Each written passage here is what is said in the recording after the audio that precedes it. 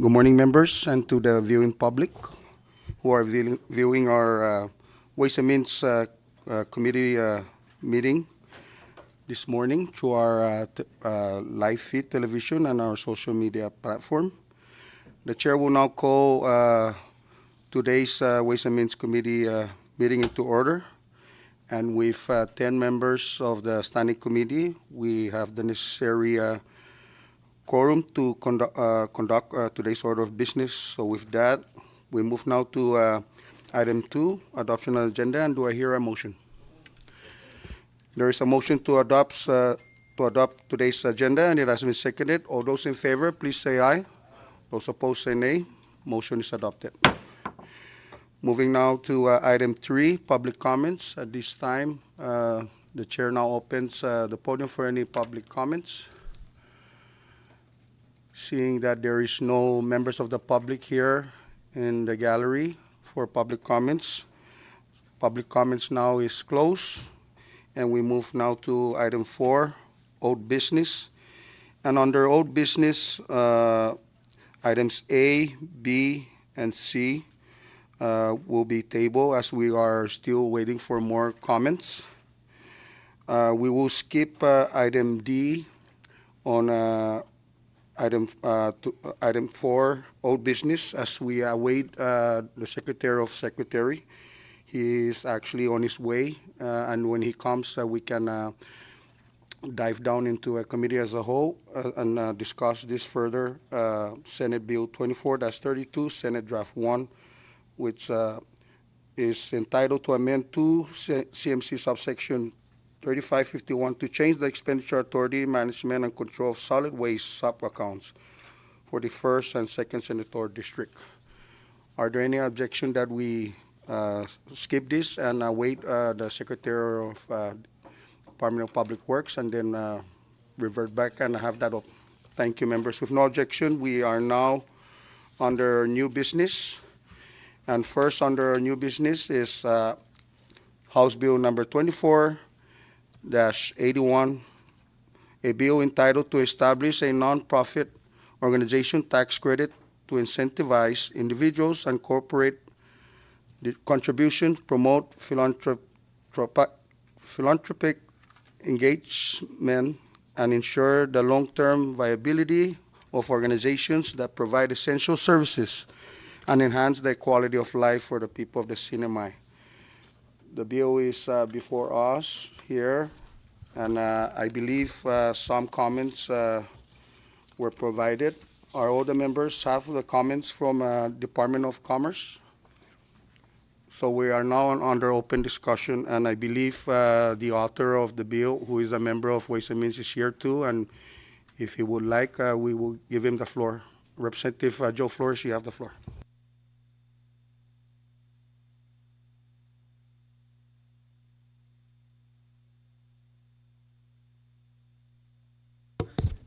To establish organization tax credit incentive in individual. Yeah, basically this bill begins we have so many entrepreneur people out there that do fundraising for baseball or medical referral or any filing activity for for school and other organization, basketball team. So there's a tax credit now for the incentive for just for Department of Education.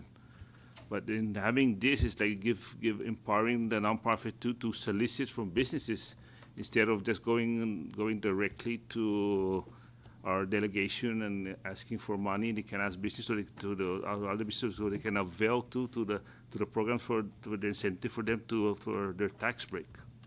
So that's basically how this one was abroad, because there were so many times we have organizations that they need funds to go abroad to enter in the interscholastic games like basketball, baseball, and they need funding. So having this for them to organization and nonprofit to solicit business that will leisure them from getting the hardship of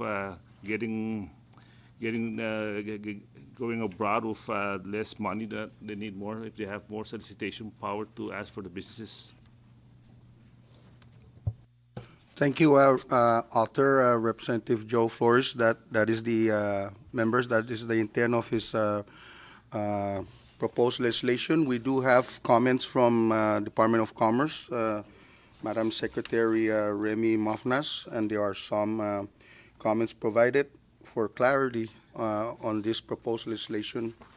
If anyone doesn't have that communication, are there any members that don't have that communication from Secretary of Commerce?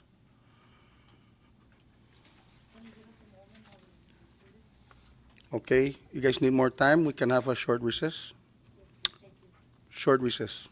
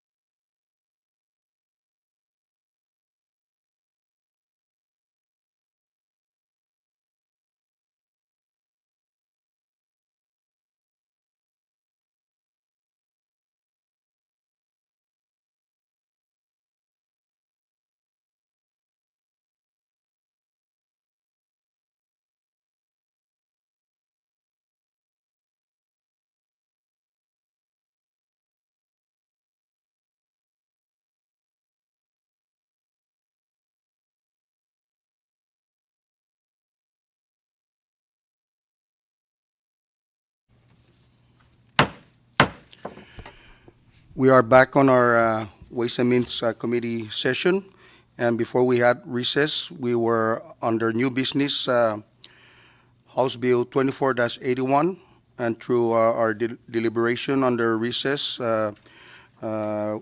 we have decided that because of there's a lot of recommendations by Madam Secretary of Department of Commerce, we will have our legal team work on those amendments, and perhaps on our next Ways and Means Committee meeting, we have that amendments ready to offer on the floor to strengthen the bill. Are there any objections from that recommendation? With no objections, we now move to item B under new business, House Bill number 24-85, entitled to amend 3 CMC subsection 1205 relating to the Chamorro and Carolinian Language Policy Commission's authority to assess fees for translation services, to establish a revolving fund, and for other purposes. We have the bill before us, and we have our author, our vice chairman, and also members, we do have some comments from Department of Community and Cultural Affairs. So at this time, let me allow the author or vice to perhaps say some comments under this proposed legislation. Vice, you're recognized. Thank you, Mr. Chairman, and thank you, colleagues, for the time. This legislation is not, it's new. It's not new. We've introduced this a few times. Unfortunately, it's never made it out of the legislature to the governor's desk for consideration. What the legislation essentially does is it allows the Chamorro and Carolinian Language Policy Commission the ability to start charging fees that they can actually keep for their operations and the continuous services that they provide the community. As we all know, that the commission does not only translate government requested documents, but they have to also translate for the judicial branch and even private sectors and the public school system, along with the Northern Marianas College. So a lot of these requests that go into the policy commission, all funds collected goes directly to the general fund. What this legislation would do is would allow the commission to keep some of the money for their operational costs. As we all know, they rely on hand-me-downs right now with that office.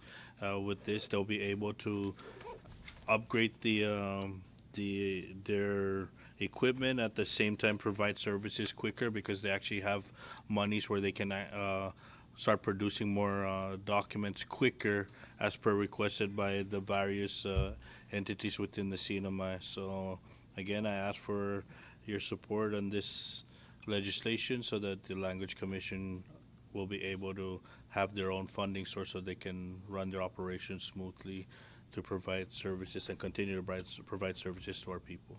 Thank you. Thank you, Vice. Any further discussion on the proposed legislation? Ready? Can I get a motion that we have the Bureau staff create a committee report? And let me recognize Representative Joel Camacho. Thank you, Mr. Chairman. I move that we adopt House Bill 24-85, adopt a committee report for the passage for our next session. So move. There is a motion offered by Representative Joel Camacho that we formulate a committee report, and it has been seconded. Discussion on that motion? Ready? Ready? All those in favor, please say aye. Aye. Those opposed, say nay. The ayes have it. Motion is adopted. Thank you, members. Moving along, we are now on item C, House Bill 24-89, entitled to appropriate $300,000 of the dividends collected by the Commonwealth Economic Development Authority, CEDA, from the Commonwealth Utilities Corporation, CUC, to fund infrastructure projects in the 2nd Senatorial District. We do have the proposed legislation before us, and we do have our the author of the proposed legislation, and I believe the Vice will be offering a floor amendment. And Representative Ralph Yumo is requesting for another recess, so let us have a short recess.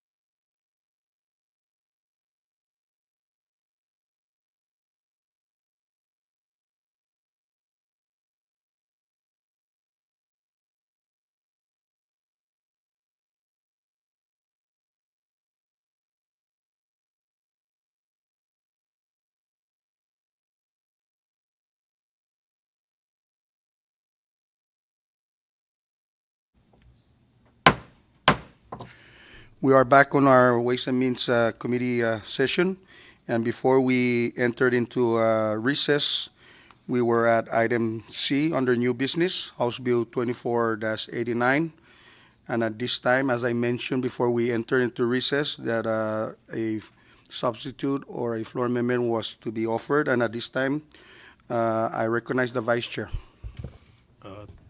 Thank you, Mr. Chairman. It's still under discussion under House Bill number 24-89 in regards to the appropriation to appropriate $300,000 of the dividends collected by the Commonwealth Economic Development Authority from the Commonwealth Utilities Corporation, and this is regarding the second senatorial district. The funds will be going to the second senatorial district. I offer a substitute. Substantial changes to the substitute is just removing infrastructure and to allow the respective delegation, in this case the second senatorial district, the Tinian and Aguigan legislative delegation shall adopt a resolution to distribute funds for projects in the municipality. That's under section 2 entitled appropriation. That's a major change rather than just basing it on specific infrastructures. So move. There is a motion offered by our Vice Chairman, and it has been seconded. Discussion on that motion? Ready? All those in favor, please say aye. Those opposed say nay. The ayes have it. House Bill 24-89 now is in a form of House Substitute 1. We are now on the main motion. Any further, we're now on the House Substitute 1. Any further discussion? Ready. Let me recognize the Vice for a proper motion. Thank you, Mr. Chairman. A motion to adopt House Bill number 24-89, the version of House Substitute 1, and request for a committee report so that can proceed to the full body for proper voting. So move. There is a motion offered by our Vice to formulate a committee report on House Bill 24-85, House Substitute 1. It has been seconded. Discussion on that motion? Ready? All those in favor, please say aye.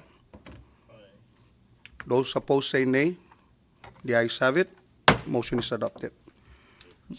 Moving along, we are now on item D, House Bill 24-91, entitled to appropriate $300,000 of the dividends collected by the Commonwealth Economic Development Authority, CEDA, to fund infrastructure project in the first senatorial district. We have the author, Rep. Ogo, with us, and the chair would like to give her the opportunity to make some statement. Recognize. Thank you, Chairman. I would like to ask support from this committee to move this appropriation bill in order for, the 300,000 to be utilized for, our municipality projects. The mayor of Rhoda did provide a breakdown of the projects that these fundings are intended to, and as for Rhoda, we try to, explore funding sources to help, improve the facilities, the infrastructure, for our visitors, our community, to continue to utilize and enjoy the, these infrastructures, such as the pavilions, the accessibility to restrooms and showers at the beaches, and also, the sports facilities for the kids to use to enjoy, and also for visiting, athletes from off-island to enjoy these facilities. Thank you.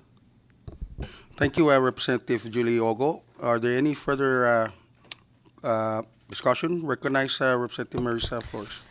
Thank you, Rep. Ogo, and I think this is in line with a lot that we're doing as far as building sports tourism. As we know, there are a lot of baseball teams that are really trying to improve on their skill, but while the land for Saipan is much smaller. We cannot continue to build more facilities, right? We're kind of just working with what we have. But to move on an off season and have these types of facilities being built for the other districts of the Commonwealth, I think that would help boost the tourism as we aim towards sports tourism.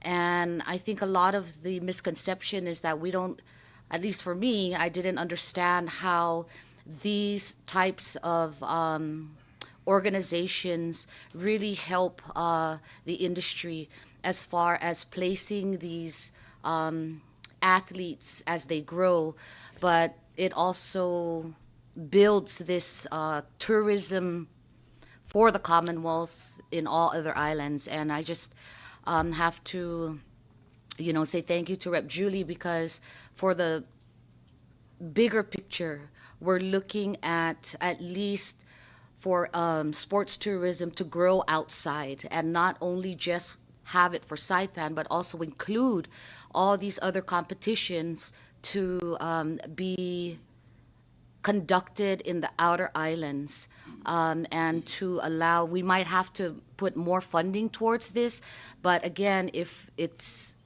the way I see this is the bigger picture, which is sports tourism. And we can't have sports tourism if our facilities are subpar. So, great, and I hope that moving forward, we can work with the sports associations to develop these types of camaraderie amongst the islands as we work towards building sports tourism in the outer islands. Thank you. Thank you, Representative Marisa Flores. Any further discussion? Recognize Leader Roy Ada.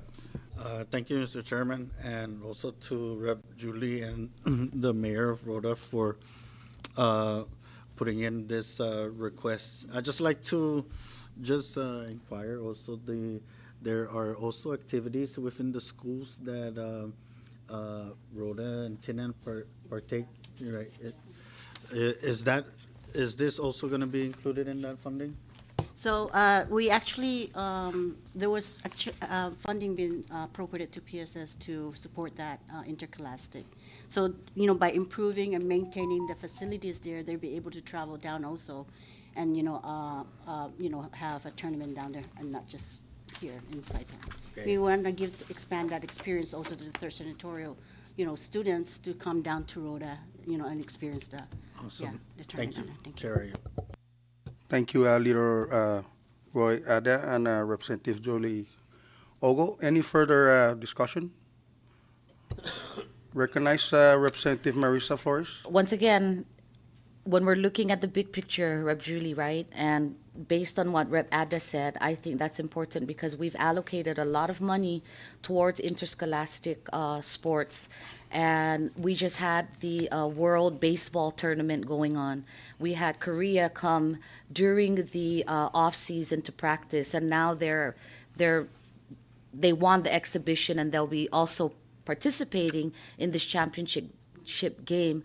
I hope that the facilities that you'll be building over there also includes everything that they would need, right? Not like what just happened previously, where we have this great baseball field, we have all these facilities, but we didn't have a pitching mound, practice mound, right?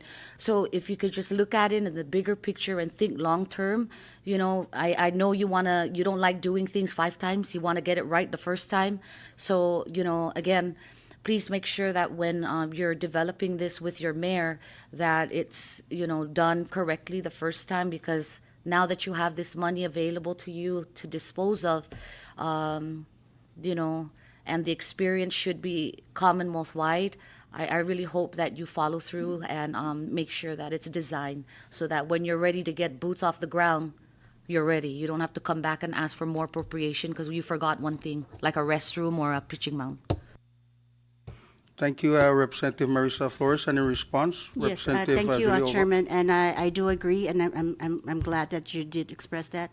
As a former, a tourism chair, I do advocate for sports tourism throughout the Marianas, and I will ensure that the mayor of Rhoda makes sure that the facility is up to par for future sports tourism on the island. Thank you. Thank you, Representative Julie Ogo. Any further discussion? Recognize Representative Joel Camacho. Thank you, Mr. Chairman. I just want to reiterate my support for your bill. All I want to say is bar fund 50. Just kidding. Thank you. Thank you, Mr. Chairman. Thank you, Representative Joel Camacho. Are there any other further discussion before I recognize the Vice Chair to offer amendments on the proposed legislation? Ready? Recognize Vice Chair.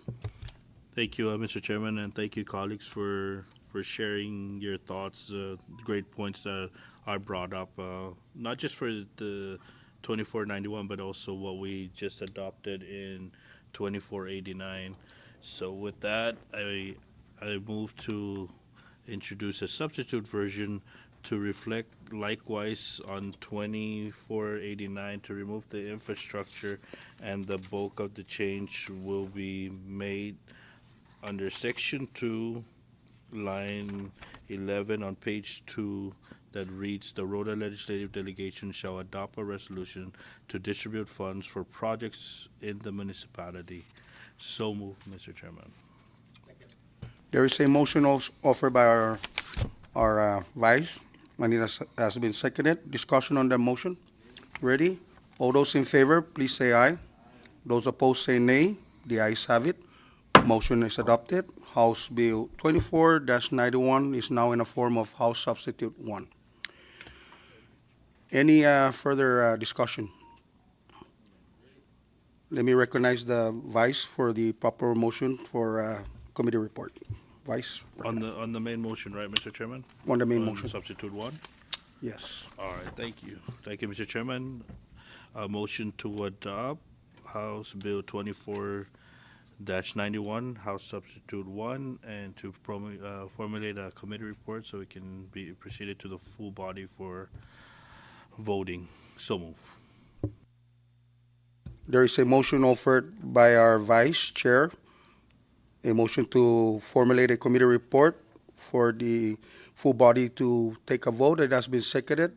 Discussion on the motion. Ready? All those in favor, please say aye. Those opposed say nay. The ayes have it. Motion is adopted. Thank you, members. Moving along, we are now on item E, House Bill 24-92, entitled to appropriate $63,000 from the Schedule A of Public Law 24-20 that was vetoed for the Soil and Water Conservation District and for other purposes. We have the author of the proposed legislation, which addresses the governor's veto message, and that is Representative Patrick San Nicolas from the good senatorial district of the 2nd Senatorial District, and I now recognize him to make some statements. You're recognized. Yes, thank you, Chairman. I believe that this funding is very essential and vital to all three senatorial districts. These resources are necessary to protect, the land and our water, and support our agriculture efforts, and preserve our environmental health of our islands for future generations. And ensuring support for this program is critical to sustainability and well-being of our community, Mr. Chairman. Thank you, Mr. Chairman. That will be all. Thank you, Representative Patrick San Nicolas. Any further discussion on the proposed legislation? Recognize Representative Marisa Flores. Rep. San Nicolas, so this has been established since the 4th legislature, Public Law 4-44.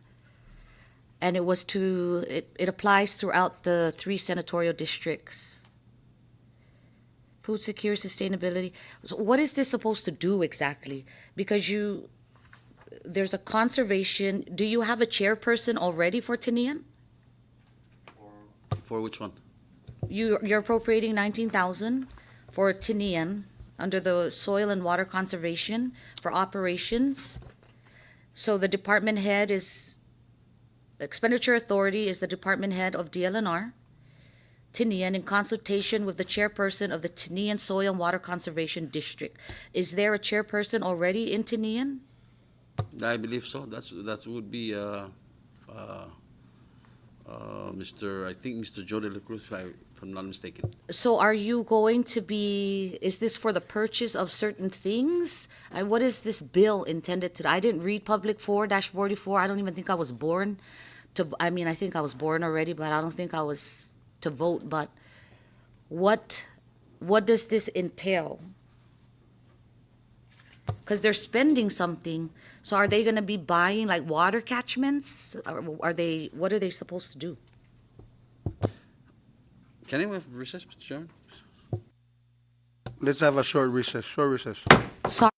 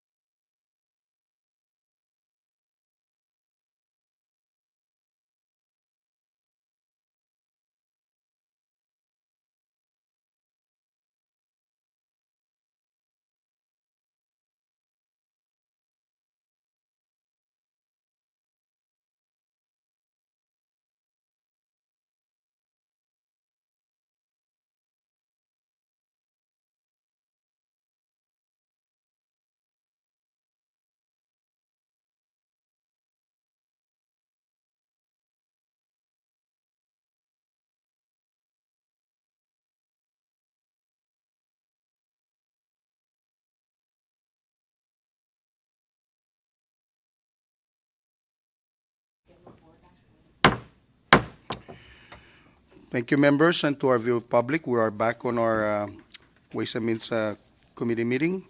And before we went on a short recess, we were on item E under new business, House Bill 24-92, which it is entitled to appropriate 63,000 from Schedule A of Public Law 24-20 that was vetoed for the Soil and Water Conservation District and for other purposes. At this time, are there any further discussion? Ready? Let me recognize the vice for the proper motion. Thank you, Mr. Chairman. And with no further discussion, I move for the adoption of House Bill 24-92 and to formulate a committee report so we can send it to the full body for proper disbursement. Thank you, Mr. Chairman. So move. There is a motion offered by our vice for the formulation of a committee report, and it was seconded. Discussion on that motion.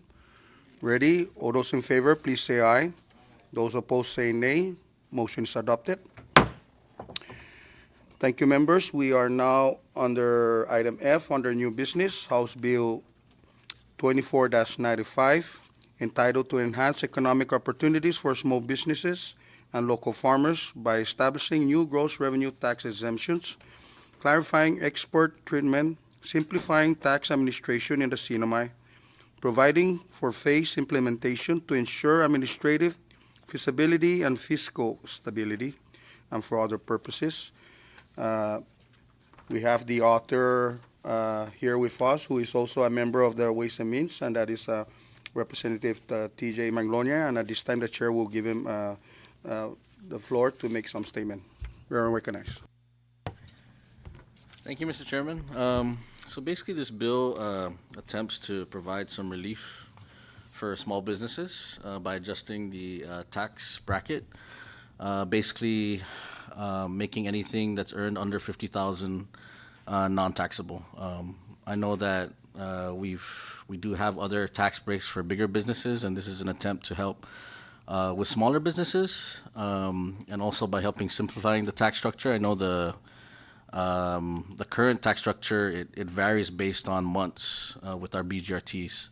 But I am open to any discussion. I know that this is something that does require a lot of thought and process and collaboration to make this happen. But again, this is just my attempt to create some sort of relief for our small businesses, especially with these trying economic times. So thank you for your indulgence, and I welcome any other comments and suggestions and any potential amendments. Thank you. Thank you, Rep. T.J. Maglonia. Are there any other discussion on the proposed legislation? The chair did solicit some comments, although at this time we haven't received any comments from those solicited agencies. And I don't know, author, do you have any comments that you have solicited also? Yeah, I did. I'm surprised I didn't receive any comments, and I'm willing to give more time if we need to give those proper agencies to provide their comments. But again, to put it in a little bit of context, what I forgot to mention is, Sure. Obviously there's other elements that go into it, but what I learned was in Guam, pretty much anything under 250,000 is not taxed. So. Learning that information and seeing how that is potentially helping the island of Guam, at least in the small business sector, I wanted to at least start somewhere reasonable, which was 50,000, right? And I think that is something that they did explore in the beginning, reading the history of their legislation, but they eventually settled for taxation on anything over 250,000 on the gross revenue. Yes. Thank you, Rep. TJ. So if there's no objection from you as the author and from the members, if we can just perhaps table this proposed legislation as we allow more time for the agencies that my office had solicited comments. Not a problem, and I'll also try and reach out to the members of the business community, such as the Chamber and also the Department of Commerce, to just remind them of this legislation and see if we can get their feedback. But again, I know that this is a big undertaking, and of course, it will affect some sort of revenue collections. But I do believe with all the other legislation that we've been introducing to help with big business and attract big business, I think that we also need to remember to keep in mind the small businesses. And I think giving them this little break would at least allow them to collect revenues to help build their business, because as it's currently set up, you have to pay your BGRTs within 30 days, and this would at least give them some sort of flexibility to grow their businesses. We see it all the time. Small businesses pop up and they shut down. And I think this would give them at least an opportunity and a chance to use some of those revenues that they can collect and build their business so that it can be stronger and create more longevity in our small business community. Thank you. Thank you. Further discussion, recognize Representative Joel Camacho. Thank you, Madam Floor, for yielding to me. Yeah. Thank you, Mr. Chairman. I do wholeheartedly support this legislation. My only question is, what was the tax bracket before? You're setting it at 50. What was it at 25? So it varies every month. There's a percentage, right? So Yeah. essentially, there's certain months where if you already generated $2,500, you got to pay at least a 1%, right? Okay. Yeah. So it really varies.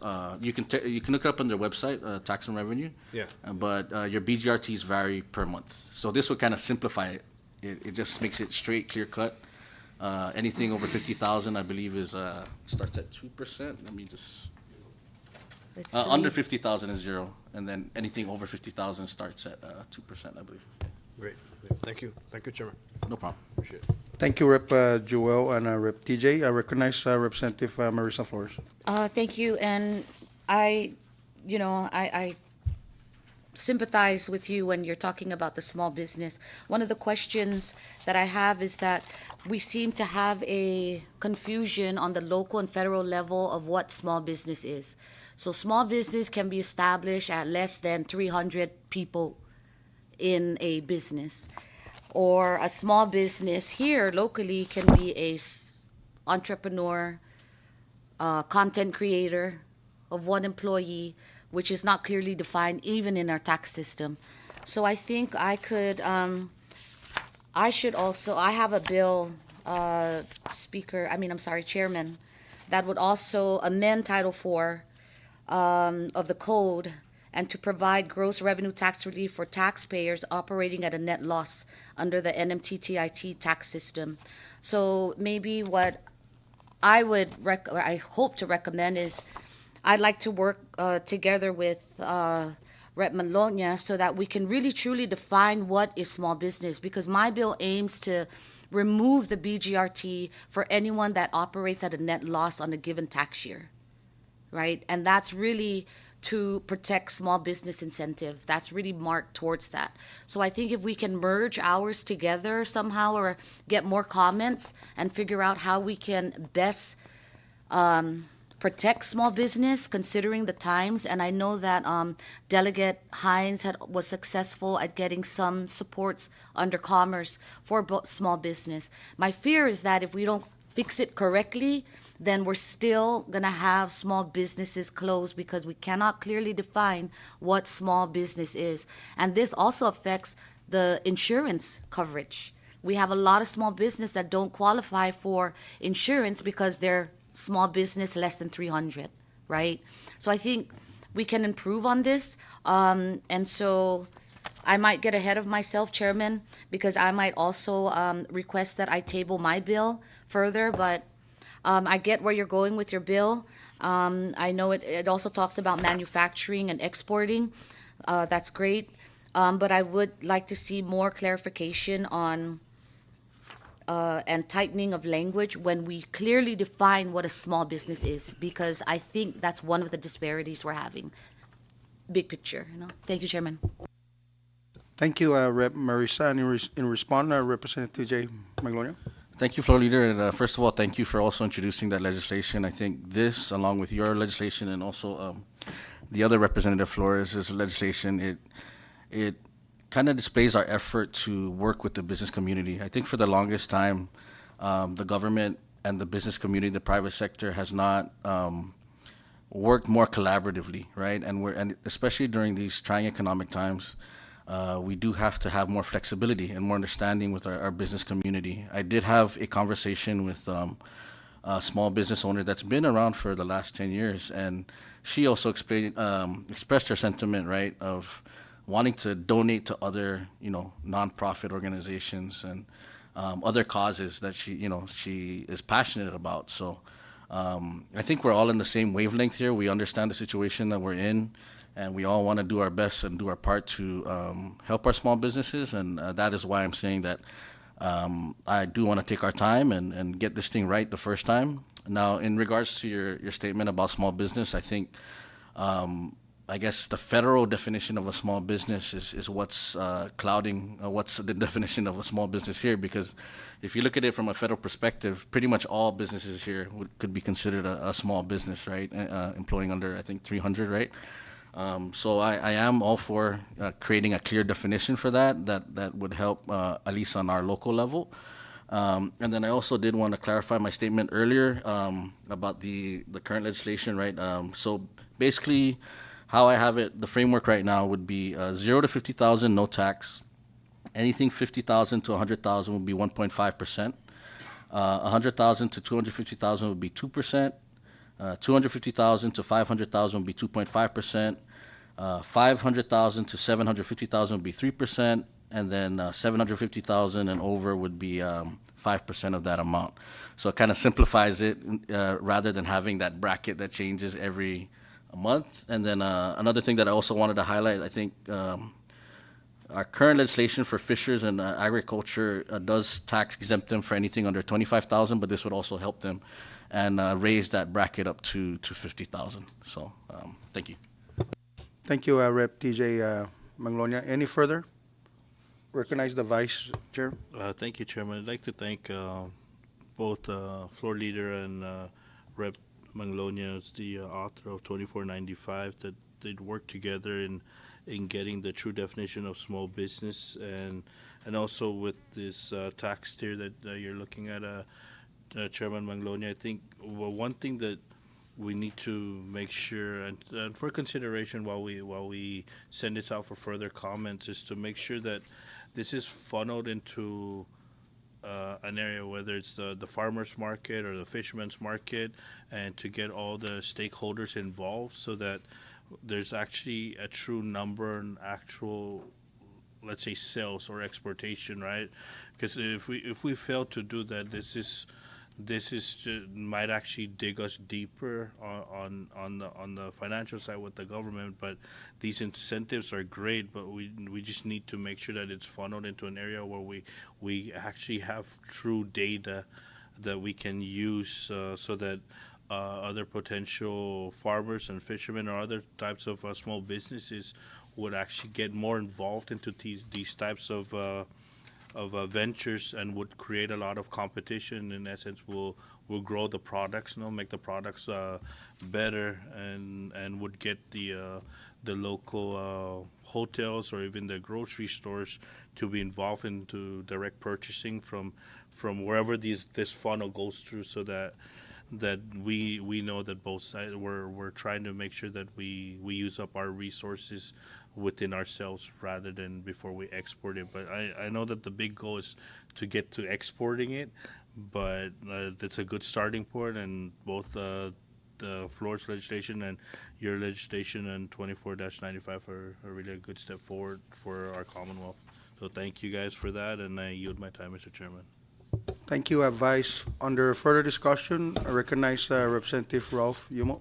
Thank you, Chairman. And just so that the two authors are gonna look into redefining small business, and I think it might be a separate bill, because if you look at the IRS definition of small business, it's business that has assets under 10 million. That's what's they consider small business. Under SBA, they have to gross 7.5 million or less to be considered small business, or 500 and below employees. So that covers the whole CNMI. So I think we need to really define what the CNMI, and that needs to be, I guess we need to sit down with revenue and tax to distinguish the level of gross receipts our companies here in the CNMI have, so we can clearly define what is the CNMI small business to be considered. So just to throw that in as a, something that they would look at as they go through this bill. It's actually a good bill. It's something that we really need. If it's something to give tax incentive, if we were to just remove or give incentives to business that were filing taxes on time and they give them a quarter a break, that's close to what, $20 million.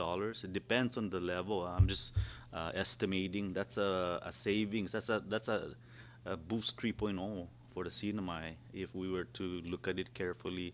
Of course, on the other side of the equation, we are government, so we look at things from an angle that if we're removing $20 million from the gross receipts, then that affects our side of the equation. So that we have to try to strike a balance between both the business and the government. I know a lot of businesses out there are gonna request for these breaks because why are we paying for all the government employees and we're the one working hard to provide these gross receipts, and here the government doesn't do its part as far as reducing its I guess fats, if that's what the correct way of saying it, so that both sides of the equation can balance. So that's something we need to look at as far as bringing in revenue and tax into this, and seeing where we can meet in the middle, where we can truly help the businesses here in the cinema. Thank you, Chairman. Thank you, Representative Ralph Yumo. Further discussion, let me recognize Representative Vincent Odon. Thank you, Chair. So I mean, I'm all for tax incentive. You know what I mean? I'm all for it, but at the same time, Nate, no, and I do agree with what the Vice mentioned, and this thing should be, really looked at with a microscope. Is that data? We cannot be giving tax incentive, like candies to anybody because our so-called economy, you know what I mean? Yes, granted, the economy right now sucks, big time. But, if we keep, talking about giving tax incentive, right, that is less funding for the government to collect. Am I correct? Right? So if we give tax incentive to these companies or to these small businesses, which everybody is a small business compared to, I mean, if we're talking about the federal government standard, right? What guarantee do we, the CNMI, right, the CNMI as a whole, right, that those tax incentive that they're not going to be paying will stay here? Is it going to get reinvested back here? Because if I'm going to give tax incentive to somebody, but yet they take that money and send it off island, you know what I mean? That doesn't help us any at all, period. So it suppresses our ability to increase, our local workforce skilled training programs. It reduces businesses like, let's say, for example, a mom and pop store on selling its goods or a services that is locally owned or whoever, right? So if we're going to be giving this tax incentive, what guarantee that we are not going to have capital flight? Because capital flight reduces economic, your economic future, because the money is not here. So I really do believe that, yes, tax incentive is good. But is it staying here and is it helping our economy as a whole? Because if it's not, then what is the purpose of giving an incentive when they're not doing anything, in return? And a tax incentive affects everything, right? It affects the ability, right? Because we all know the government doesn't produce anything other than it takes people's money and business money and puts it somewhere else. You know what I mean? And that's a fact. So if the majority of the private sector workers, right, are, are not keeping their funds here, right, that capital flies away, which means that the purchasing power of that dollar is not here. It's somewhere else, right? Which means that the business is not, what do you call that? It's not growing. And if the business is not growing, it means that it's not hiring. And if it's not hiring, and we have people that graduate high school at the tune of 1,000 every year that do not get hired because there's no money to hire them, that means there goes the brain drain. And when the brain drain goes, what happens to the economy? These are all domino effects. So we cannot just look at giving tax incentive for the sake of giving tax incentive. It's good to be, to give money to the businesses so hopefully they can grow. But again, what guarantee does the CNMI have that when we give businesses these tax incentive that it will create and help fund the local workforce? And will it create and help local businesses grow? And it is sad to say that, 40 years ago, I can honestly say like 50% of the businesses in the CNMI were locally owned. Now, I can honestly say that over 50% of the businesses in the CNMI is not owned by locals. So if we're going to be giving these tax incentive to these foreign businesses and it doesn't stay here, then this tax incentive is bad business. Is it going to stay here? Can the businesses guarantee that? Because if not, I can guarantee you this, it will leave. And it's a domino effect. So we cannot just be looking at, one piece of the pie. You got to look at the whole picture. And it's sad to say, we cannot even, it's extremely hard for me to believe that, like National Office Supply, is going to shut down because it cannot find a local workforce. But yet, when they did the job fair, there were 600 people that applied for jobs. So how are you going to claim that you cannot find, local workforce, so you have to shut down shop? You know what I mean? Something else is not working. The math is just not mathing. You cannot tell me that you cannot find a local workforce, but yet there, according to the Department of Labor, there were 600 applicants. And then here's this business saying, oh, you cannot find the local workforce. I'm pretty sure it's not you don't take a college degree to learn how to work a warehouse, or operate a cash register, or, push a broom and mop the floor. And National Office Supply is not it's not a rocket science. We're not building rockets here in this business. We're selling goods, papers, pens, what have you. But yet to claim that they cannot find local workforce, and then Department of Labor is saying, no, there's like 600 people that are applying for a job. And then they blame that immigration is this and immigration is that. And yes, immigration is screwed up. And yes, it's expensive. I know businesses that hire immigration workforce or CW workers, and by the time their paperwork gets approved and they come on island, they got 1 week left on their contract before it expires, and then they got to renew it, and that costs the business an additional $2,000 to $4,000. And that money doesn't stay here.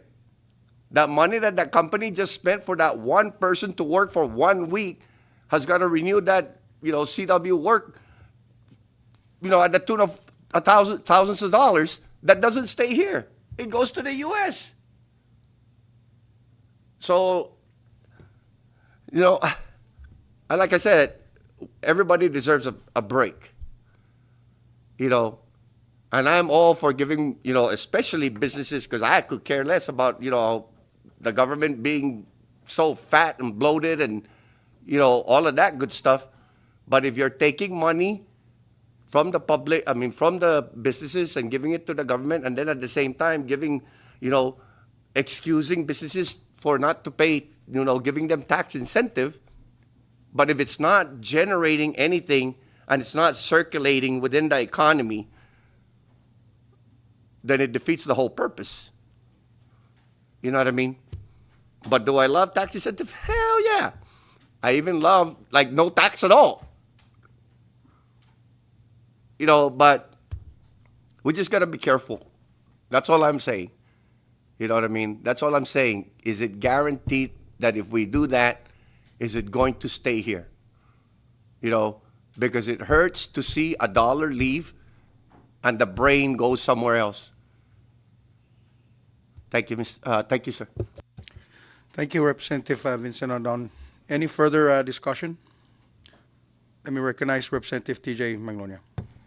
Thank you, colleagues, for your sentiments, and I do hear what you're saying, Representative Adon. I think that's something that we all need to discuss, and I think it's kind of a bigger picture mechanism because, who's to say that isn't happening currently, right? So, again, and that's why I mentioned in the beginning that I'm open to discussion. I'm open to reaching out. I think this is something that has been long overdue, but I don't claim that this piece of legislation is perfect.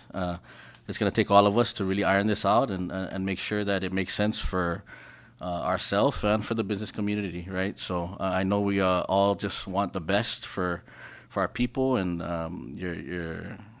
and also the small business definition too is something that needs to be clarified. But again, I welcome everybody's opinions, and I hope that we can all get together and work on this collaboratively, so that way it makes sense for everyone in the Commonwealth. Thank you. Thank you, Representative TJ Magnolia. I guess with the very long debate and discussion, I think it is decided that we will table this proposed legislation, House Bill number 24-95, and allow other agencies that we have solicited comments that they give them that opportunity. And I know that part of the discussion were mentioned that Representative, our floor leader, Flores bill, which is the last item, House Bill 24-98, is kind of relative to the intent also of House Bill 24-95. So maybe we should try, the committee should try to kind of work both legislations with the intent and try to, strengthen it and build upon it and try to assist our businesses here in the CNMI. So are there any objections that we table House Bill 24-95? With no objection, House Bill 24-95 is tabled.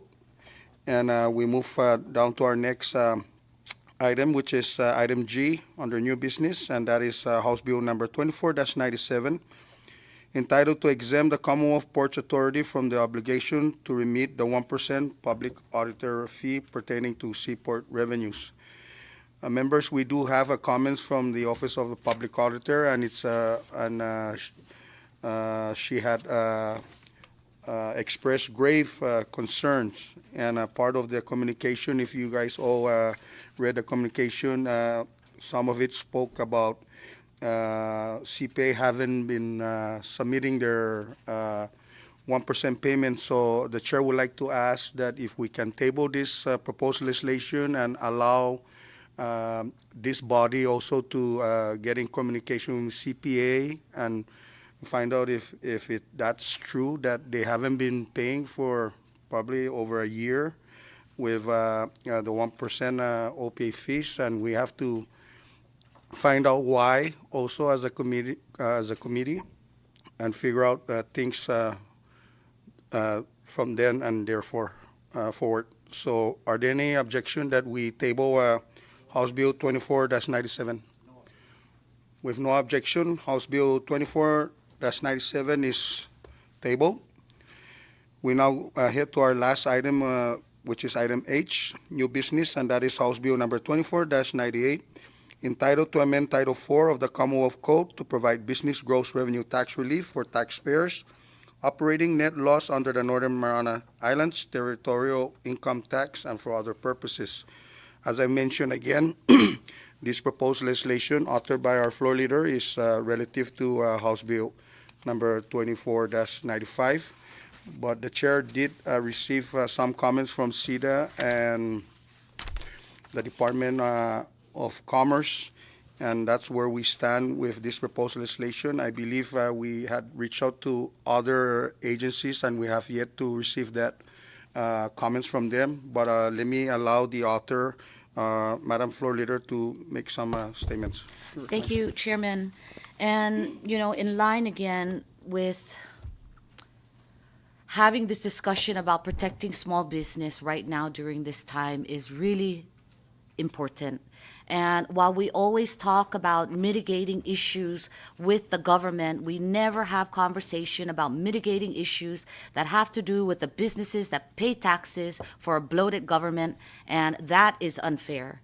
The fact that they're even paying two taxes, which is a BGRT and the NMTTI, is, I think, unfair, and we need to figure out a mechanism so that we can also protect the small business that are still open right now. My bill aimed to reduce business closures because we've seen many businesses closing. I don't think that if you are operating at a net loss that you should pay any more taxes on a bloated government that cannot seem to even reduce their own workforce, but we continue to take from businesses because they just don't want to reduce the workforce. It is inefficient, and they give raises with or without our approval anyway. And who's suffering that cost? The businesses that are even operating at a net loss. Is that fair? Absolutely not. I think that the CEDA corporation or authority had agreed with my bill in some of their points, but it also they have more pros than cons. But knowing that there are some consideration for this body to discuss, I am also going to suggest that we possibly meet with, again, CEDA to discuss and kind of work with them to make this bill better and improved. But I would love to bring in the Secretary of Finance, because we know that 72 million is what we get in BGRT annually, right? That supports half of our government. But in regard to what Rep. Cobre is saying, that, is the money being here, the tax exemptions and incentives, are those being considered here? Well, I don't know. That's something that we need to check. But there is legislation that's sitting at the Senate that will put a service fee on all the remittance funds that are going out, saving the Commonwealth almost 500 million, maybe, we know, because that's what goes out, potentially about 3-point-some million of new revenues that will come in, right? That could also help. But when you're talking about that, a lot of the issues really is that who does the private sector get their pool of workers from? It's definitely not the government. It comes from the career NAP recipients who have no experience, who have no education, who have no work ethic, but we continue to pay this with our federal taxes. I'm not saying anything bad about them. Some of them might need it, but let's look at the middle class. The middle class, which is us, that pay our taxes, cannot even qualify for NAP recipient incentives. How in the world are we going to protect those that are under RIF right now, reduction in force, or even austerity, when they still cannot qualify? So yeah, I get what Rep. Aldan is saying, but we need to fix a lot of other problems besides the most pressing one right now is how do we keep the small businesses alive? Because without the small business, where else are you going to get your money? And let's not forget that we still have the settlement of 28 million next year, and that relies on revenue. But the businesses right now are hurting. Why? And the question is, why do I have to continue to pay BGRT on top of the NMTTI when your government is inefficient, ineffective, and bloated? Continue to give raises, continue to hire, continue to get in contract, for what? But then they rely on us to fix these problems, and that's what we're trying to do. But in order to do that, we also need the executive branch to step it up. Start making those cuts if you need to, because we need to protect the small business. Everybody has a function. But I would like to table this so that I can work with CETA, work with Congressman Manglonia, and bring in the executive director, because we also have another bill from the Senate that gives the executive director some autonomy to approve applications for small business license up to 100,000. Now, if we approve that and we don't fix these little loopholes, we're setting them up to fail. We're going to give them money to fail. There's no return on investment on that. It's, again, one of those boosting, just give them the money and then they're gone. And what do we get out of that? It's nothing. So, we want to design a system that works, that protects, that increases, that improves, and that really does help the Commonwealth in all facets, not just the government. And I get it. We have to help the government because the settlement is the first thing that we have to pay right off the top. Without BGR, we can't even pay the settlement. I understand that. But without small business too, what do we have? We have to come to a balance. And I think it's time now for this body to work with small business and work with the executive branch and agencies within his executive branch to design something that works long-term, not short-term comfort and no long-term solution. Thank you. If there's no objection, I'd like to table this for the next session so it allows me time to work with Saipan Chamber, work with committing with the executive director from CETA and other organizations, including the small businesses that are gravely suffering so that they can still exist at this moment. Thank you. Thank you, Floor Leader, and duly noted. But under discussion, since we are opening up, I see Rep. Vincent O'Don raise his hand. You are recognized. Thank you, Chair. Here's a novel idea, right? I just thought about this. Wow. How much money does the government owe the businesses? I remember all businesses is small business, right? So how much money does the local government owe the businesses, right? Because I'm pretty sure, like when I talk to small business owners, right, and they're asking me for help, on them trying to get paid. And when I ask the owner, right, how much does the government owe you? Man, Congressman, they owe me $2,000 that I'm still trying to collect after 4 years. 2,000. You're going to tell me that the government owes you $2,000 and it's been over 4 years and you're still trying to collect $2,000? But yet the government expects them to pay the BGRT and the TT, whatever tax. You know what I mean? And when I ask that, what would make you guys happy? All they ask is for the government to pay them on time.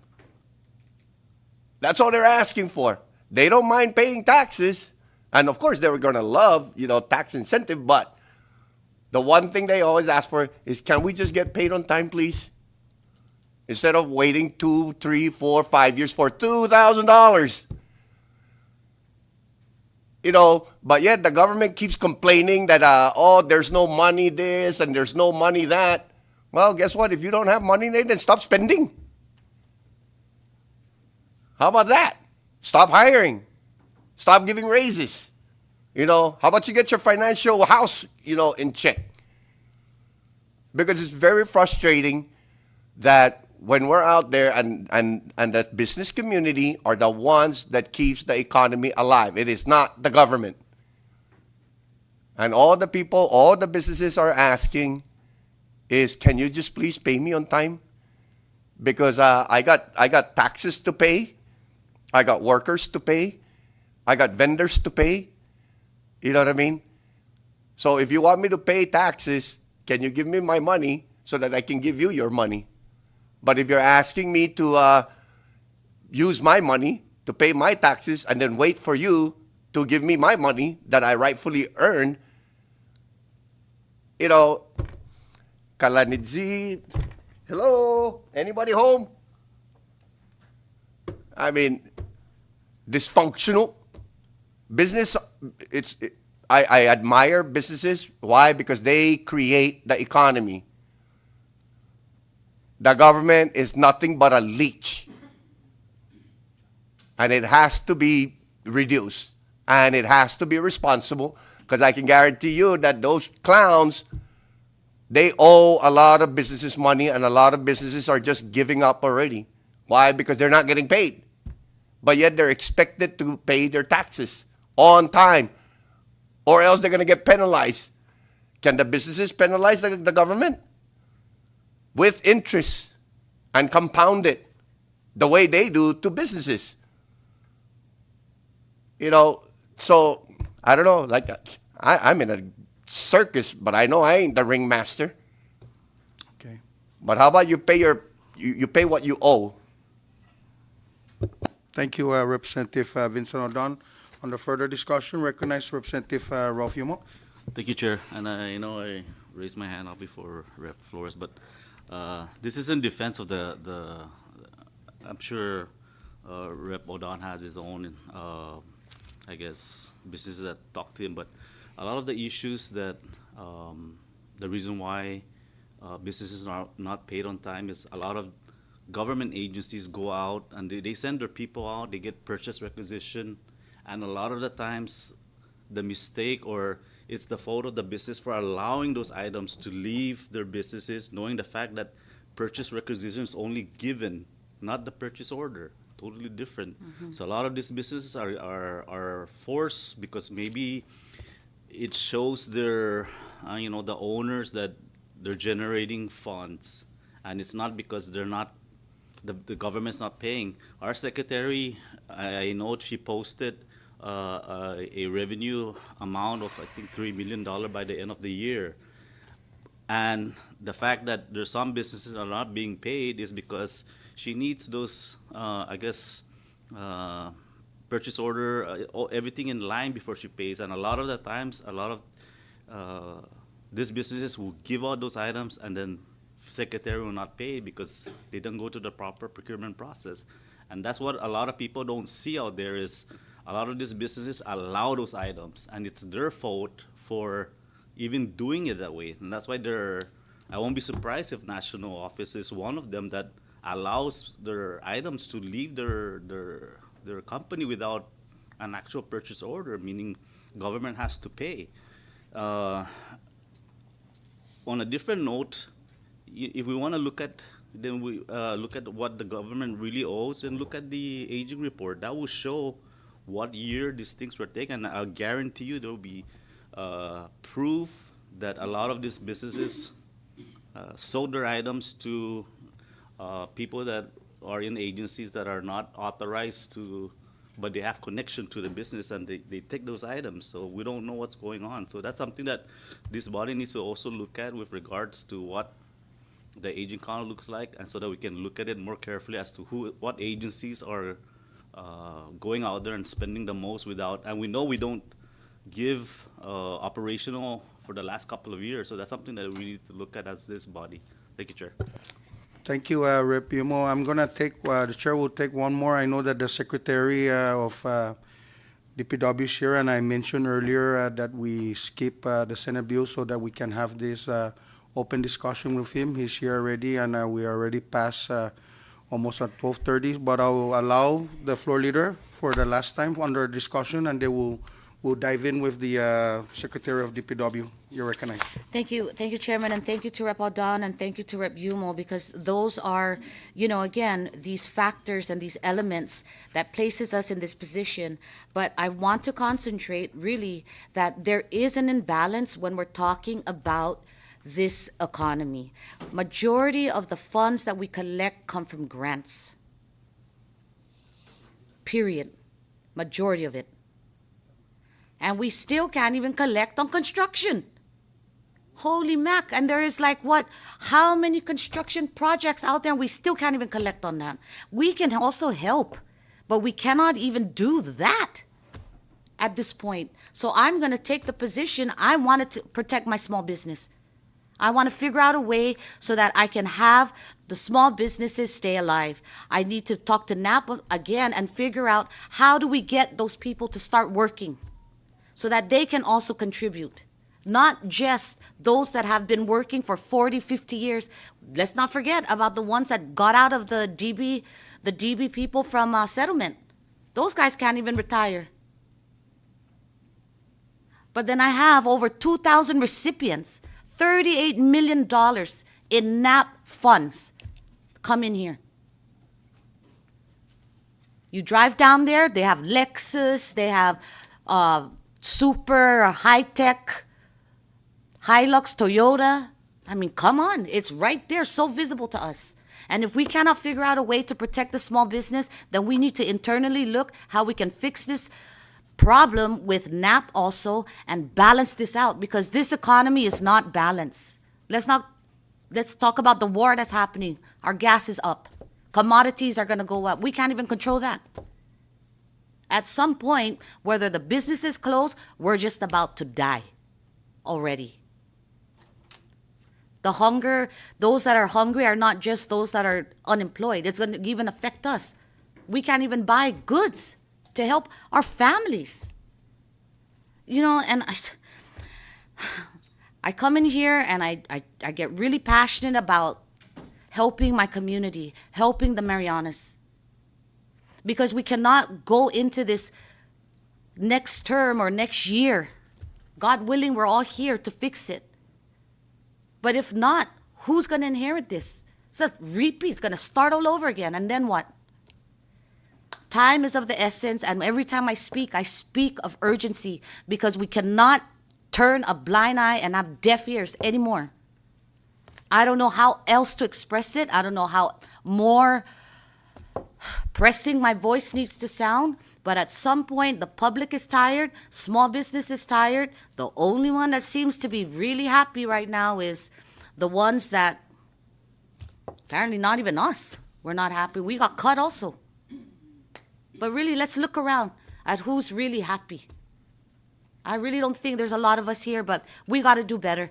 So, Chairman, if you can allow me time, I table my bill. I'd like to work with everybody else to improve this bill, because obviously there's a disparity, there's an imbalance, and the people of the Commonwealth deserve better. Okay. Thank you. At the request of the author, the floor leader, are there any objection that we table House Bill 24-98? With no objection, House Bill 2498 is tabled.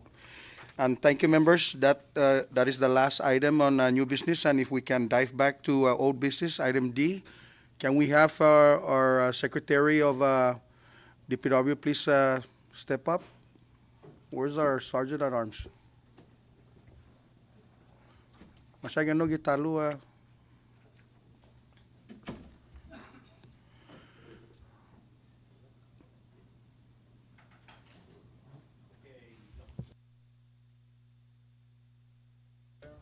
Are you okay that we go into a committee as a whole, or would you want to discuss this under recess? I'm fine either way, Chairman. We can do either. So let us dive in to the committee as a whole, and let me recognize the vice for the proper motion. Thank you, Mr. Chairman. And with the Secretary of DPW joining us this afternoon, there are no objection from the members if we can dissolve into committee of the whole. Okay, second to that motion? Second? There is a motion that we dissolve into the committee as a whole, and it has been seconded. Discussion on the motion? Ready? All those in favor, please say aye. All opposed, say nay. We are now in the committee as a whole. Thank you, members. Secretary Yumo, thank you for taking the time out of your busy schedule to come before this August body. We have a Senate Bill 24-32, Senate Draft 1, before this August body, and it's entitled to amend 2 CMC subsection 3551 to change the expenditure authority, management, and control of solid waste sub-accounts for the first and second senatorial district and for other purposes. I believe before you, you have the Senate committee report. The amendments, as you can see, and the strike-through underlined through the proposed legislations are the work of the Senate committee. And we wanted to invite you in and hear your thoughts with regards to the management of solid waste in our 2 senatorial districts, the first and second. But before that, let me allow Rep. Ogo to recognize her to make some comments. You're recognized. Chairman, thank you. I just wanted to request if you can provide the Secretary of DPW a copy of the letter from the Mayor of Rhoda. Sure. Do you have a copy, Secretary, or? Sorry, I'm using Congressman Kubri's binder, looking for. Rep. Ogo, do you have an extra copy of that? Or it should be in the packet there for Senate bill. a letter from Mayor Mayor? Aubrey Hokuk. Here we go. Would you like, you gonna go over the letter, Rep. Ogo, or would you want to allow the secretary to the Senate bill? Facility sports camp. Yeah, but you're referring to the letter. Do you want to go over the letter, or do you want give time to the secretary to review the letter? Review. Short recess, please.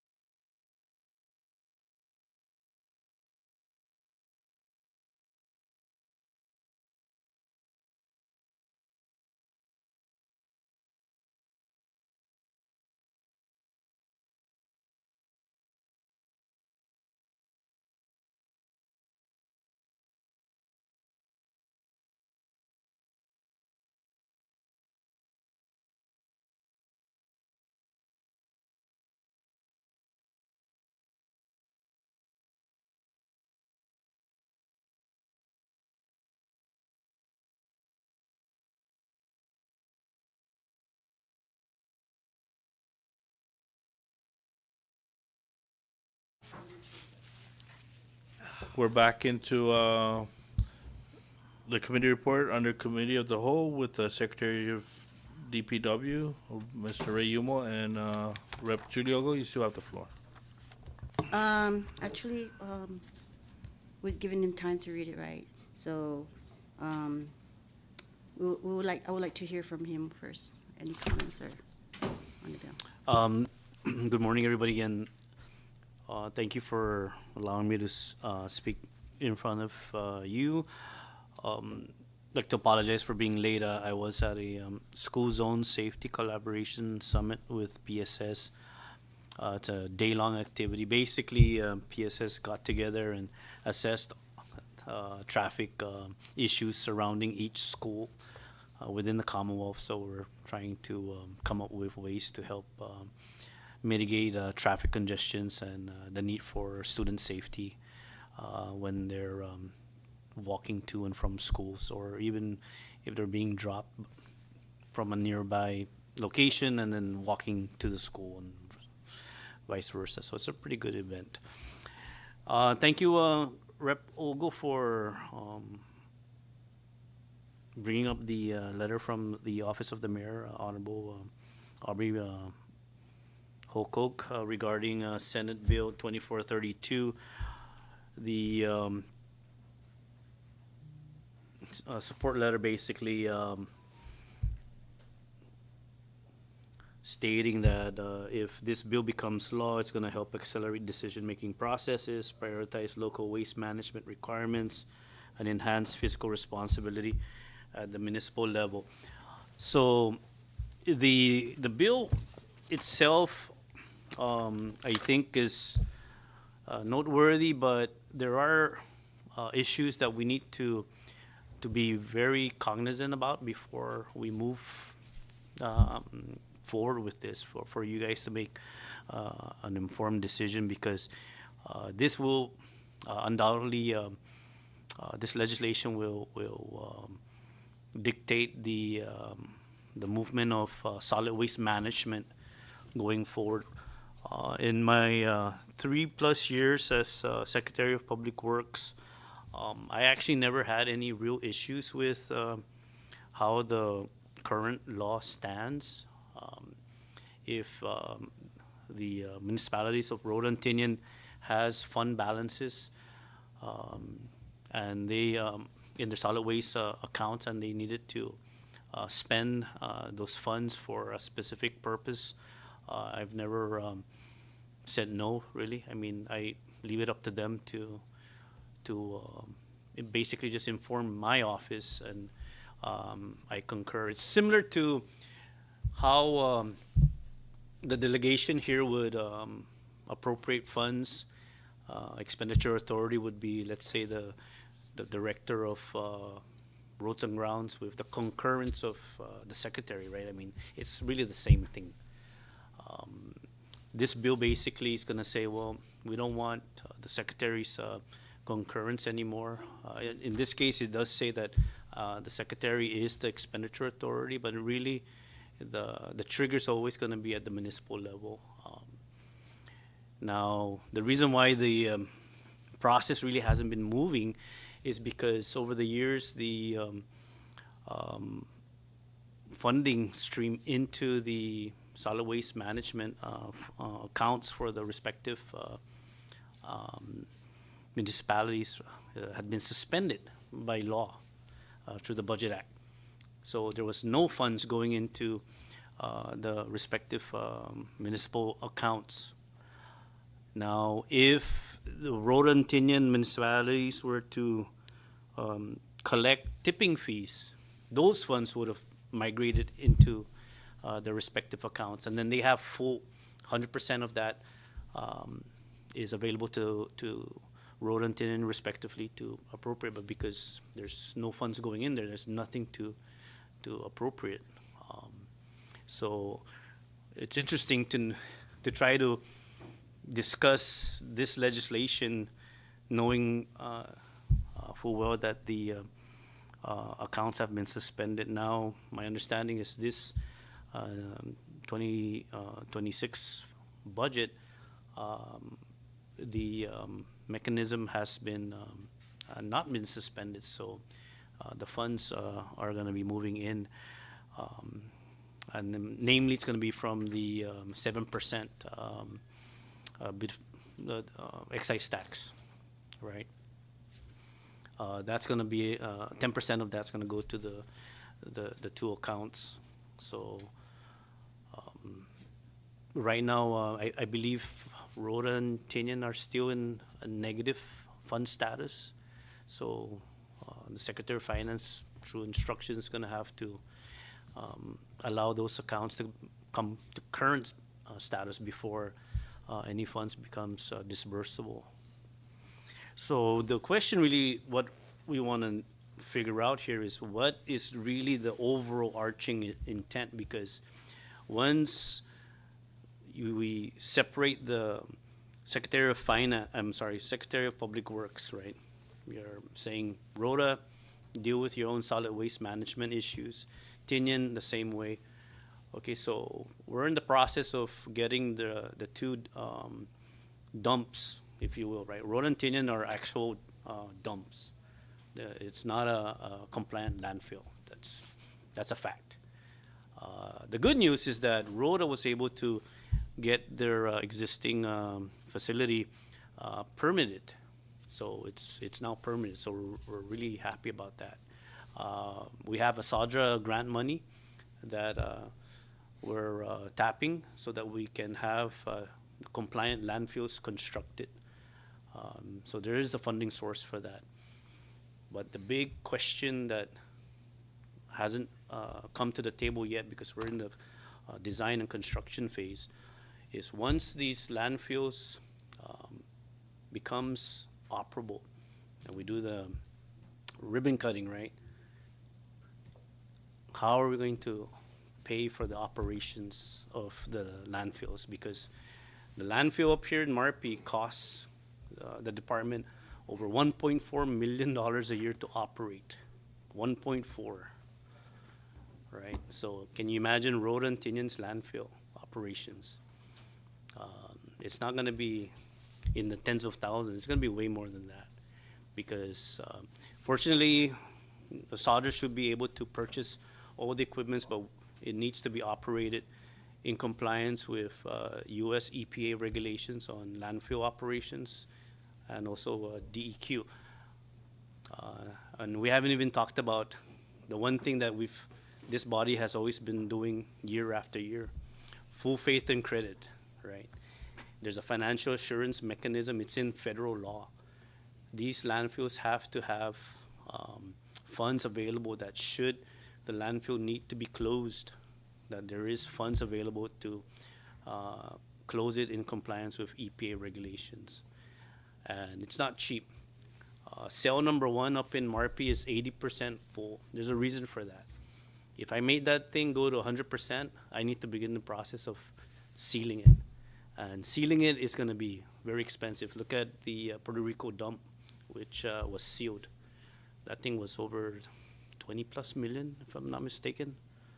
So as long as it's still actively being utilized, then we can kind of skirt the question. So the problem here with this legislation is that Rhoda and Tinian are not collecting tipping fees.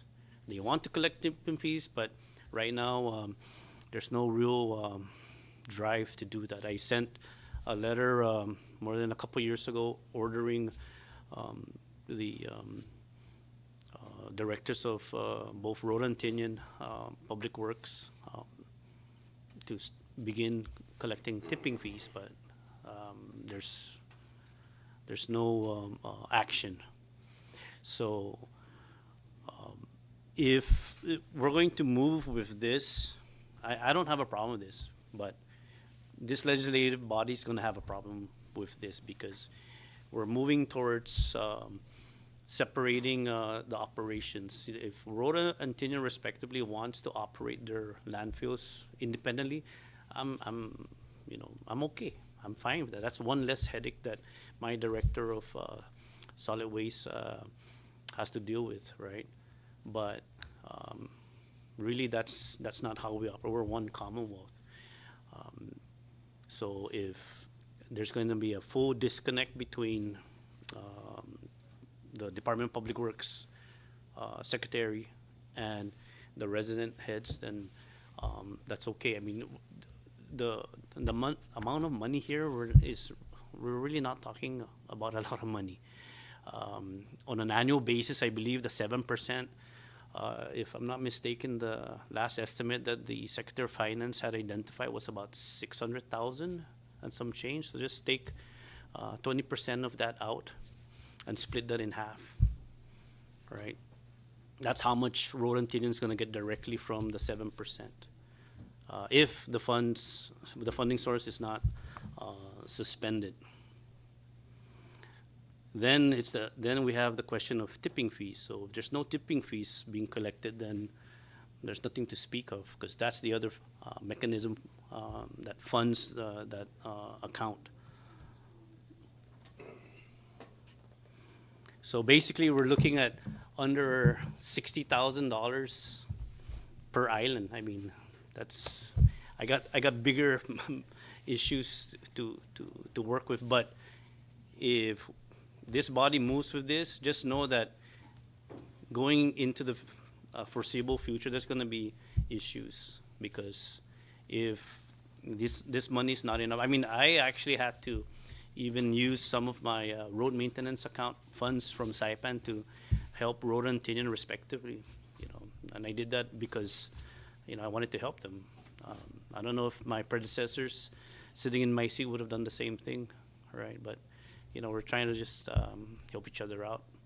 So this type of legislation is really kind of like a precursor to bigger concerns that are going to come out. Once the landfills are constructed within the next 5 years, the big question is who's going to pay to operate, because the tipping fee, we did the math, the dirty math. Even if we were to have a universal trash collection service, every residential household will pay $50, and that'll be set aside for the landfill operation. It's not enough. I'm telling you, that's not enough. There's going to be a huge request from the municipalities to have CNMI-wide funding made available to operate those landfills, because you can't just operate it in its current state, the way it's being operated right now. So it's just something to think about.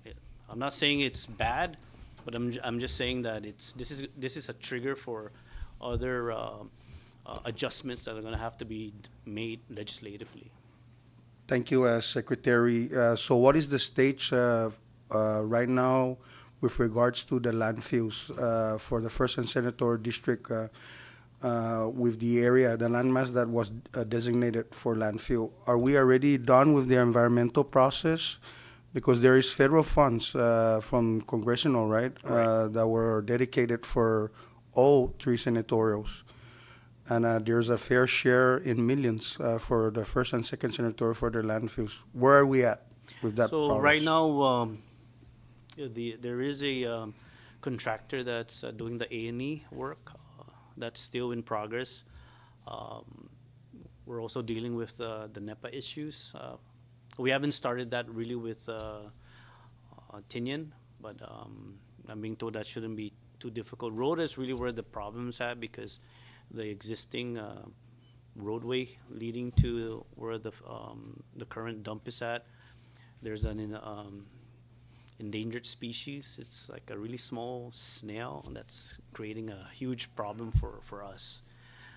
And then there's the relocation. So it's all still in the design phase, and the environmentals are still coming up. So right now, fortunately, like I said, and I applaud Rhoda, we're able to get the existing dump permitted.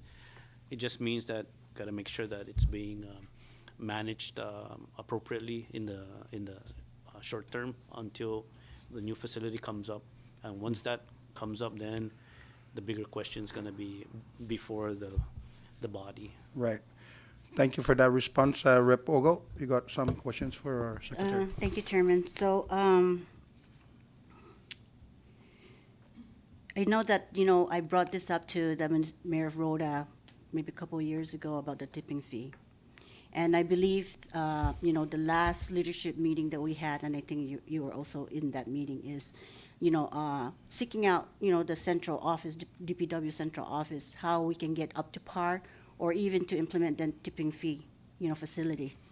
Can you just explain to us where you're at with that, with your department and the Rhoda, the local Yeah, DPW? thank you for that question. So, right now, the tipping fees is already codified. It's in the books. All that needs to be done is to start collecting. Rhode Island does not have a scale, but that's okay because the regulations provides for measurements. There has come a time where even here on Saipan, our scales at the transfer station and at the landfill broke down. We did volumetric measurements. Just to give you an idea, I believe one 55-gallon drum, it's in the regulation. We even described it down to the drum, 55-gallon drum can, that's $3. You fill that up, it's $3. You fill a pickup truck, and it says that pickup truck load, that's like $7. So it's not a lot of money if you really look at it. Of course, we wanna scale it by weight because the density of trash, right, plays a big factor. Because if it's dense, that means it's really not compactable. So it adds to the volume. Because in landfill management, it's all about the volume. We want to minimize the volume because once we reach the limits, then we have to continue to expand, or we gotta seal and then look for another location. I'll tell you right now, we're looking at other options. Just for our basic information and knowledge, it's too difficult to ascertain because we don't have a lot of land mass here in obviously Saipan. So we're moving aggressively with recycling activities. I actually have the advanced disposal fee regulations getting ready to get pushed out. And that one actually is going to be much more beneficial. So anyway, putting that aside, Rhode Island can just implement. But the problem that, and I understand the concern, yes, if you do collect using our current regulations, the money needs to go into this account. It's subject to the Secretary of Finance adjustments if there's any negative. Now, if Rhode Island wants to shield that, then the municipality needs to develop tipping fees at the municipal level, and that's actually fine as well. But there's going to need to have appropriate local legislation, and I'm okay with that as well. And the way I see this can be negated if, let's say, Rep. Ogo, you provide a legislation saying, okay, we're going to create a local Rhoda municipal tipping fee program, and that's fine. Then the money 100% stays with the Rhoda municipal treasurer, right? And then you have full control. Chairman, may I continue? Okay. So I understand, I know the mayor of Rhoda is not disregarding, the need to implement a tipping fee. We're really working hard, and you can see. May I ask, when's the last time you follow up with DPW Rhoda regarding the tipping fee implementation? All right. Thank you. So we do meet online. We have a group that meets regularly, practically every week. We give updates. Under the SAJA grant, we do have staff that was hired under OPD, dedicated to Rhoda and to Tinian respectively, and their task is to get these projects moving along. We have the Swiffer grant that's currently being deployed on Rhoda and Tinian. It's that grant actually is about under $600,000. It makes available to Rhoda and Tinian balers and other compacting equipment, so to have recyclable material compacted to be brought over for processing. So that's currently in progress. It's going to go out to bid, if not already. OPD would have the full details of that. I just wasn't prepared to brief you on that. I didn't bring my binder. And then same thing for Tinian. For Saipan, that Swiffer grant, the only thing that's available for Saipan is the purchase of a heavy-duty vehicle to move recyclable materials. So that's that grant. And then, of course, we have the SADRA grant, which is really the big money that we're talking about, which is to stand up an actual landfill facility with the appropriate equipment. So, I can't speak on behalf of the second senatorial's bill, which is, authored by Congressman Patrick St. Nicholas. But in defense of Rhoda, I can say that, the mayor's comment, as far as accelerating decision-making process, prioritizing local waste management requirements, when the Department of Rhoda requests fundings, right, or assistance, to address their situations down there, such as maybe getting parts for, the heavy equipments to move those trashes around, which is imposes health, reasons, health safety reasons for the community. When that request comes through your office, how fast do you address that concern? Well, the first thing I do really is just check to see what's the fund status for their respective account. And it's always what I expect to see, negative or zero. So that means I have to take the money from Saipan operations. And that's what I did. Also, I know it's been a concern for the DPW, especially the director.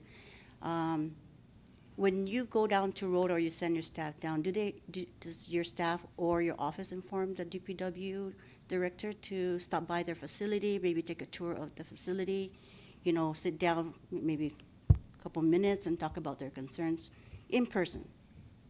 So, when we go down, we do that. I personally haven't gone down often because I'm just conserving funds. I mean, I love to fly down to Rhoda every month if I could, right? But it's just going to come out of my account, and I'd rather have that funds be ready to deal with other pressing matters like repair of equipment and purchasing of fuel, things of that sort. I mean, I love to go down every month, maybe even sooner, maybe every other week. Unfortunately, it's $330 round trip to Rhoda. Right. But it's cheaper, yes, to the end, right? So I know I see you a couple times when I'm there. But, Yeah. So but when please, when you do come down to Rhoda, hopefully once every quarter, that you visit the facility, and see the real situation there. Right. So that's obviously the big crux of the issue here is that absent tipping fees, there's really no funding source. Right now, through the legislative process, through the Budgeting Act, the employees under solid waste management on Rhoda is paid for by the general funds, right? So we cover that. At least that's not an issue of concern for the mayor. Operations, as we all know, we're always funded zero. So I got to work with what I have with certain fees that I collect. So I do make those available. I mean, honestly, a good legislation is something that really would help. Like, for example, driver's license fees. I actually have no problem with driver's license fee. If you're a resident of Rhoda and you're paying for your driver's license renewal and you're on Rhoda, then that portion needs to stay on road. I'm fine with that, because that's where you primarily drive, right? Same thing, vehicle registration. If the vehicle is registered on ROTA and it's being renewed on ROTA, that portion that would come to road maintenance, I make that available to ROTA. Say, this is for you guys to use. That's more common sense. The solid waste operations, I'll be quite frank with you guys. This is just like the question about when ROTA residents are paying for their water bill at CUC, why are they being charged water electric when it's gravity fed? It's because it's one CUC Commonwealth wide. Solid waste management is actually designed to be CNMI wide, one facility CNMI wide. That's the check and balance, right? Okay. But you see where I'm going. Yeah. So All right. Thank you, Secretary. Thank you, Secretary, for that.